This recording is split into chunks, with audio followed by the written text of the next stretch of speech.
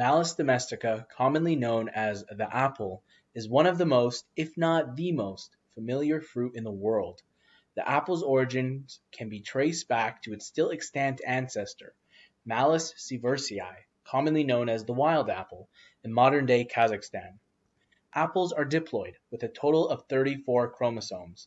Apples have 57,000 genes. In comparison, humans only have an estimated 25,000 genes. Apples belong to the family Rosaceae, which also contains cherries, pears, and peaches. Apples appear in mythology from all around the world. Before the expression, "an apple a day keeps the doctor away," was coined, many cultures already knew how nutritious apples were. For example, in Norse mythology, the Norse gods owed their immortality to apples, and in the Arabian Nights, a story is featured where a magical apple can cure all human diseases. However, in mythology, apples were not always seen in a positive light. In the 12th century, Christians began to use an apple as the forbidden fruit in the biblical story of Adam and Eve. The apple's bad rap may be associated with its genus name, Malus, which means both apple and evil in Latin. Humans have a long history with apples. 750,000 years ago, early humans ate wild apples, and around 8,000 years ago, apples became domesticated by farmers in modern-day Asia. More recently, Sir Isaac Newton was prompted to discover the laws of gravity after watching how apples fell from a tree. Apples spread all over the world, and today there are around 7,500 varieties. Only around 100 varieties are sold commercially in the US. Due to what's called extreme heterozygosity, apples resulting from sexual reproduction will be different from their parents. Therefore, to maintain all the many different varieties of apples today, apple trees are made through asexual reproduction in a process called propagation. According to the USDA Economic Research Service, the average American consumes around 44 pounds of apples per year. That's a lot of apples. Apples are one of the healthiest fruits we can eat and come with a variety of benefits.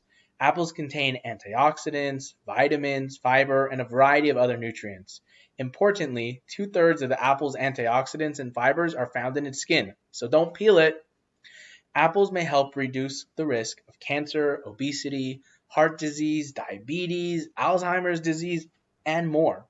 In several studies, one of the antioxidants contained in apples, called quercetin, helped prevent Alzheimer's disease. Another study, published in the European Journal of Clinical Nutrition, found that those who ate more apples than their peers over a period of 28 years were at a lower risk of experiencing a stroke. Additionally, the fiber and potassium in apples helps regulate blood pressure. This may reduce the risk of cardiovascular disease or complications. Another benefit to eating apples is that apples get rid of garlic breath. As you can see, apples provide a plethora of benefits. But what about apple's dark side? If chewed, apple seeds may produce hydrogen cyanide as the fruit's defense mechanism. In large doses, hydrogen cyanide could be lethal. But you would need to thoroughly chew and swallow over 100 apple seeds to experience any ill effects. So if you do swallow a couple apple seeds by accident, you don't need to worry. In fact, you can even eat a few on purpose if you really want to. One legitimate concern to have when eating apples is exposing yourself to trace amounts of pesticides, dirt, or bacteria. To prevent this, the FDA, the Food and Drug Administration, recommends washing fruit thoroughly under running water before eating. Using soap is not recommended. Don't use soap. Apples have played a big role in American culture. Apples are used in American expressions such as American as apple pie, and the apple of my eye. Another expression, although not strictly American, says, "One bad apple spoils the barrel." This expression is both figurative and literal. When an apple ripens and then rots, it produces a hormone known as ethylene, which promotes ripening, and if left too long, rotting.